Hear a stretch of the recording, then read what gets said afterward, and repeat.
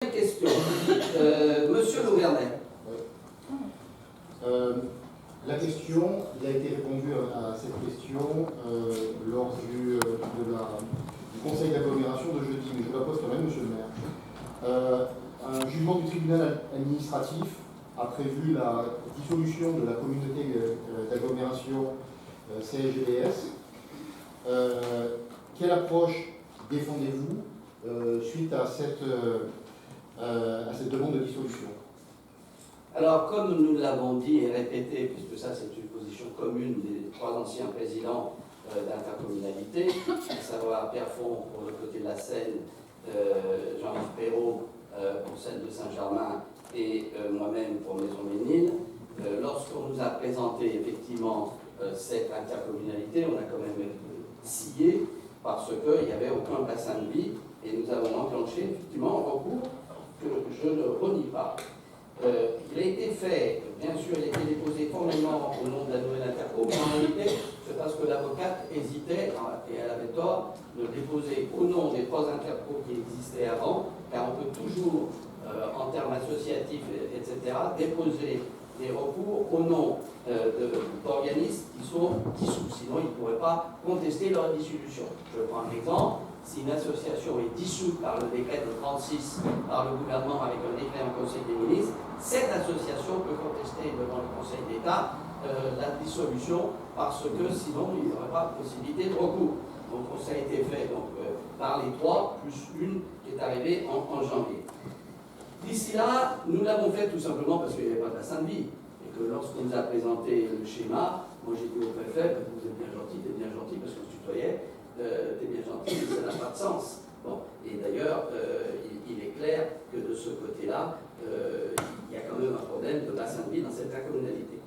Mais nous avons eu l'intelligence de bien prendre en compte le fait que cette intercommunalité, elle n'avait pas vocation à devenir une intercommunalité de gestion, et qu'en réalité, par rapport à ce qui se passait, on a fait redescendre un certain nombre de compétences au niveau des villes, mais que nous devions être une intercommunalité de mission.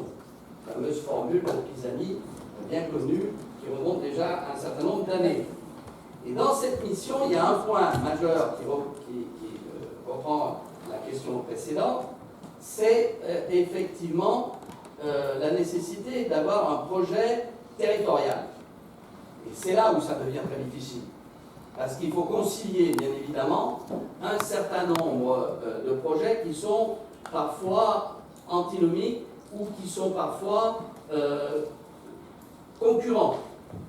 Lorsque vous avez, d'une part, quelque chose qui se passe dans la plaine de Montéchon où on va dire va vous coller 15 000 m² de boutiques supplémentaires. Lorsque vous avez un projet sur Carrière-sur-Seine qui ferait 120 000 m², lorsque vous avez quelque chose sur Louvciennes, sur l'ancien terrain Bulle, où là encore il y aurait des hyper, etc., et puis que vous avez encore des choses qui vont se passer sur Poissy, voire sur Chambourcy, il est clair que l'équilibre de tout ça est douteux de mon point de vue. Et on va y arriver. On est bien obligé d'y arriver. Ensuite, nous avons un deuxième problème en matière économique, et ça rejoint la question que M. Charles Givanidovitch ne peut pas prendre en compte, c'est que nous avons une forte concurrence d'un certain nombre de sociétés en province qui donnent des terrains pour 1 ou 2 euros le mètre carré, et là on n'est pas capable de lutter. C'est là où il y a le problème. Alors il ne suffit pas de faire des grands tourniquets avec les manches comme un avocat qui débute, monsieur Charles.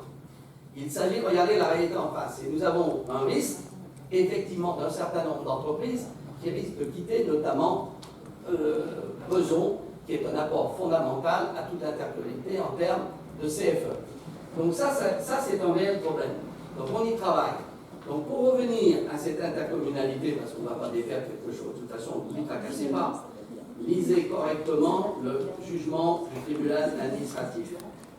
Le jugement dit clairement, je l'annule parce qu'il a été mal motivé, mais je donne 1 an à l'État pour qu'il me le remotive. Donc c'est une invitation à reprendre un arrêté, c'est ce que m'a dit le préfet, c'est ce qu'il va faire, et la messe sera dite. Alors ensuite, il y a quelques querelles qui viennent, à savoir sur les AC, c'est-à-dire les allocations compensatrices qui montent au niveau de l'agglo et qui redescendent au niveau de Maison Lafitte, et nous avons 7 millions d'euros qui redescendent. Très bien. Certains disent, mais moi j'avais plus dans le passé. C'est du côté de la communauté d'agglo, du côté de Sartrouville jusqu'au Vésinet. Simplement, les petits camarades, il ne faut pas qu'ils se fichent de notre figure. Pourquoi? Parce qu'ils avaient mis, je dirais, dans les compétences de l'agglo, un certain nombre d'éléments pour augmenter le CIF, le coefficient d'intégration fiscale. Et donc, ça cachait en retour. Hein. Mais il est clair que quand vous entendez un certain nombre de maires, que je ne citerai pas, en disant « mais ouais, il me manque 500 000 euros par rapport à ce que j'avais, mais moi, il me manque plus, etc. » On se calme, parce qu'en réalité, ils avaient, entre guillemets, augmenté le CIF pour avoir plus de retours, mais l'opération était nulle. Donc, les choses vont rentrer dans l'ordre, et je pense qu'on va avancer qu'à un cas, avec toutes les difficultés que peuvent engendrer un certain nombre, je dirais, de relations entre 20 maires et qui ont chacun leurs problèmes, donc il faut trouver parfois des compromis. Voilà ce que je peux vous répondre. Alors, Madame Lavagne. Monsieur le maire, les marchés d'assistance à maîtrise d'ouvrage pour la programmation d'un équipement sportif et d'un conservatoire ont été attribués en décembre 2016. Et ils sont prévus en 7 phases. Vous avez reçu de ma part au nom de la liste, le 18 mars 2018, un courriel pour une demande de communication des rapports intermédiaires. Je n'ai pas eu de réponse. Dois-je saisir la CADA? Merci madame. Alors, première action. Vous écoutez bien madame. Première action, la ville et votre serviteur n'a jamais refusé des communications de ce qui est communicable. Claire, vous permettez? Parce que je commence à en avoir marre, aussi malgré. Je vous le dis. Ça, c'est la première action. Deuxième action, apprenez vos droits administratifs. J'ai terminé. Point 4. Quand vous énervez, monsieur Je suis désolé, je ne m'énerve pas, je vous ai répondu. Point barre.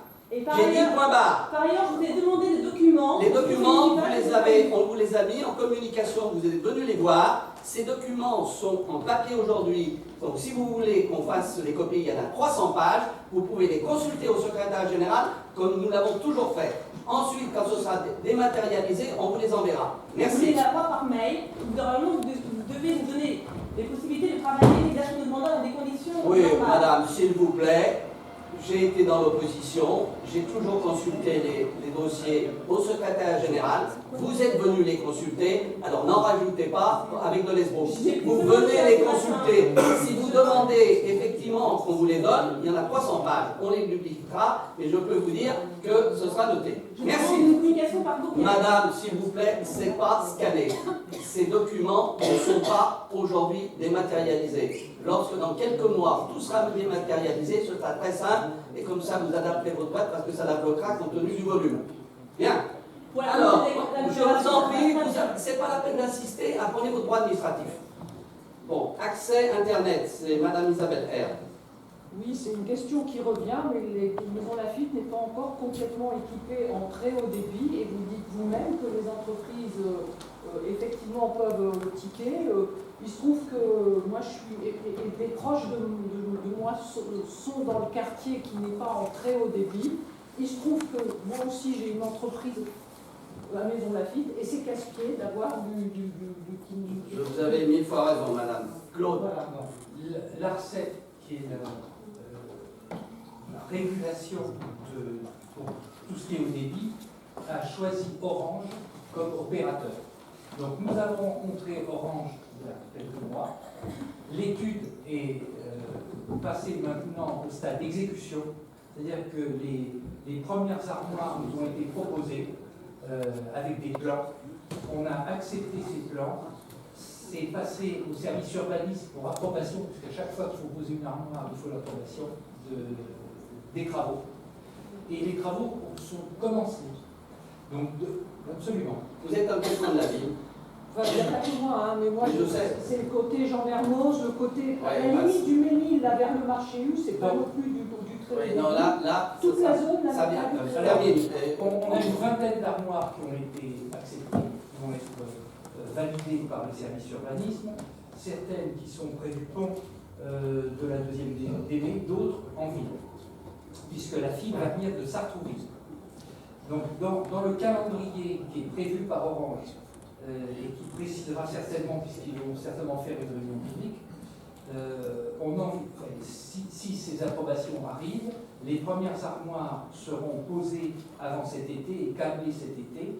Et la réglementation veut qu'une fois que les armoires sont posées, câblées, on laisse 3 mois aux usagers pour choisir leur opérateur. Ce qui veut dire que pour la fin de l'année, théoriquement, le haut débit sera arrivé en premier à Maison Lafitte.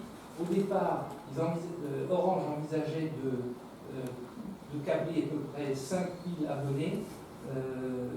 Ils vont doubler leur chiffre pour pratiquement avoir tout terminé pour fin 2019. Oui, alors, dans le cas, là où vous êtes, ce sera plutôt 2019.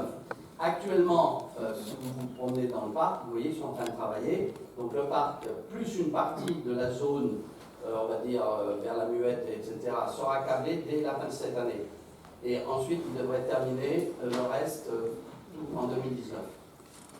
Voilà. Mais on a fait une date. Pardon, tous Maison Lafitte. Oui, mais ils se sont engagés. On a vu le directeur régional dans le bureau du maire. Donc ils ont même accéléré les travaux. Alors, je voudrais vous dire qu'ils n'ont plus tout ça en charge. Mais un jour, il y a déjà un certain nombre d'années, c'était SFR, Oui, c'est SFR. SFR qui était venu me voir, et il m'avait fait la proposition suivante. En disant, voilà, on va câbler la ville, mais bien sûr, on vous dit, ben, nous, on paye 50%, vous payez les 50% restants. C'est à quoi je les ai regardés d'une manière narquois, et je me dis, ben, d'accord, mais à ce moment-là, je veux 50% des redevances. Vous voyez ce que je veux dire? Donc, en réalité, ça ne pouvait pas marcher, parce que ce sont des coûts faramineux. Hein, voilà. Et donc, pour l'instant, donc, normalement, fin 2018, une grande partie de la ville, à mon avis 60%, et fin 2019, la totalité de la ville. Alors, Voilà. je ne sais pas si c'est vrai, mais il paraît que le Ménil est beaucoup plus... Oui, alors ils ont commencé, alors c'est c'est vrai, alors pour des raisons techniques, ils ont commencé du côté du Ménil, Exact. c'est exact, et c'est en cours, sans doute, je ne sais pas pour quelle raison, et ils ont commencé à Maison Lafitte dans le parc, et ils remontent. Parce que le Ménil était dans une zone blanche. Oui, il y avait ça aussi. Et c'est, attendez, hein, l'Internet, c'est coaxial au début Jusqu'à l'abonné. Jusqu'à l'abonné. Contrairement à ce que faisait SFR numérique. Numérica. Qui finissait en plus. Bien, Madame Natacha